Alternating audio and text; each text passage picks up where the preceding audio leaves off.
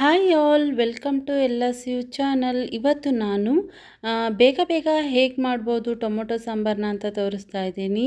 ತುಂಬ ಸುಲಭವಾಗಿ ಮಾಡ್ಕೊಬೋದು. ನಾನೀಗ ಒಂದು ಬಾಣಲಿಗೆ ಎಣ್ಣೆನ ಹಾಕ್ಕೊಂಡು ಕಡಲೆಬೇಳೆ, ಸ್ವಲ್ಪ ಕರಿಬೇವು ಮತ್ತು ಈರುಳ್ಳಿ ಟೊಮೊಟೊನ ಹಾಕ್ಕೊಂಡು ಚೆನ್ನಾಗಿ ಫ್ರೈ ಮಾಡ್ಕೊತಾ ಇದ್ದೀನಿ. ಎಲ್ಲ ಕೂಡ ಚೆನ್ನಾಗಿ ಬೇಯಬೇಕು. ಆ ರೀತಿಯಲ್ಲಿ ನಾವಿವಾಗ ಫ್ರೈ ಮಾಡ್ಕೊಬೇಕಾಗುತ್ತೆ. ನೋಡಿ, ಈ ರೀತಿಯಲ್ಲಿ ಒಂದು 3-4 ನಿಮಿಷ ಆದರೂ ಚೆನ್ನಾಗಿ ಫ್ರೈ ಮಾಡ್ಕೊಬೇಕು. ಇದು ಚೆನ್ನಾಗಿ ನೋಡಿ ಬೆಂದೋಗಬೇಕು ಟೊಮೊಟೊ ಎಲ್ಲ. ಈ ರೀತಿಯಲ್ಲಿ ಬೆಂದ ನಂತರ ನಾವು ಇದಕ್ಕೆ ಹುಣಸೆ ಹಣ್ಣಿನ ರಸನ ಹಾಕೋಬೇಕಾಗುತ್ತೆ. ನಾನಿಲ್ಲಿ ಒಂದು ಅರ್ಧ ಕಪ್ಪಷ್ಟು ಹುಣಸೆ ಹಣ್ಣಿನ ರಸನ ಸೇರಿಸ್ಕೊತಾ ಇದ್ದೀನಿ. ಹುಳಿ ನಿಮಗೆ ಟೊಮೊಟೊ ತುಂಬ ಹುಳಿ ಇದ್ದರೆ ಸ್ವಲ್ಪ ಹುಣಸೆ ಹಣ್ಣಿನ ರಸ ಹಾಕ್ಕೊಳ್ಳಿ. ಇಲ್ಲಾಂತಂದರೆ ಸ್ವಲ್ಪ ಜಾಸ್ತಿಯಾಗಿ ಹಾಕ್ಕೊಂಡ್ರೆ ನಿಮಗೆ ರುಚಿ ಅಂತೂ ತುಂಬ ಸ್ಪೈಸಿಯಾಗಿ ತುಂಬ ಚೆನ್ನಾಗಿರುತ್ತೆ. ನೋಡಿ, ಸ್ವಲ್ಪ ಹುಳಿ ನೋಡಿಕೊಂಡು ನಿಮಗೆ ಎಷ್ಟು ಬೇಕಾಗುತ್ತೋ ಅಷ್ಟನ್ನು ಹಾಕ್ಕೊಂಡು ಮತ್ತೆ ಎಲ್ಲನೂ ಮಿಕ್ಸ್ ಮಾಡಿ ಒಂದು 2-3 ನಿಮಿಷ ನೀವು ಹುಳಿ ಎಲ್ಲ ಚೆನ್ನಾಗಿ ಬೇಯೋ ರೀತಿಯಲ್ಲಿ ಬೇಯಿಸ್ಕೊಬೇಕಾಗತ್ತೆ.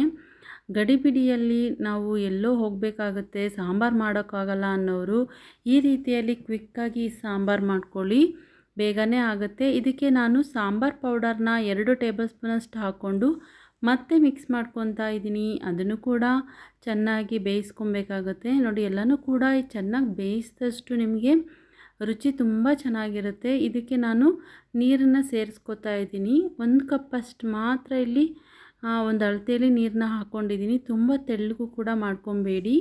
ನಿಮಗೆ ಎಷ್ಟು ಸಾಂಬಾರು ಬೇಕಾಗುತ್ತೋ ಅದರ ಕ್ವಾಂಟಿಟಿ ನೋಡಿಕೊಂಡು, ಟೊಮೊಟೊದು ಕ್ವಾಂಟಿಟಿ ನೋಡ್ಕೊಂಡು ನೀವು ನೀರನ್ನ ಹಾಕ್ಕೊಳ್ಳಿ. ಇದಕ್ಕೆ ಲಾಸ್ಟಲ್ಲಿ ಕಾಯಿ ತುರಿನ ಸೇರಿಸ್ಕೊಂಡಿದ್ದೀನಿ. ಎಲ್ಲನೂ ಕೂಡ ಚೆನ್ನಾಗಿ ಮಿಕ್ಸ್ ಮಾಡಿಕೊಂಡು ನೋಡಿ, ಸ್ವಲ್ಪ ಸಾಲ್ಟ್ ಕೂಡ ಹಾಕ್ಕೊಂಡೆ. ಸ್ವಲ್ಪ ಸಾಲ್ಟನ್ನ ಹಾಕ್ಕೊಂಡು ಮಿಕ್ಸ್ ಮಾಡಿಕೊಂಡ್ರೆ ಪಟಾಪಟ್ ಅಂತ ಟೊಮೊಟೊ ಸಾಂಬಾರು ರೆಡಿ ಆಗುತ್ತೆ. ನೋಡಿದ್ರಾ ಎಷ್ಟು ಬೇಗ ಮಾಡ್ಕೊಬೋದು ಅಂತ. ಯಾವುದೇ ರೀತಿ ತರಕಾರಿಗಳಿರಲೇಬೇಕು ಅಂತ ಏನಿಲ್ಲ.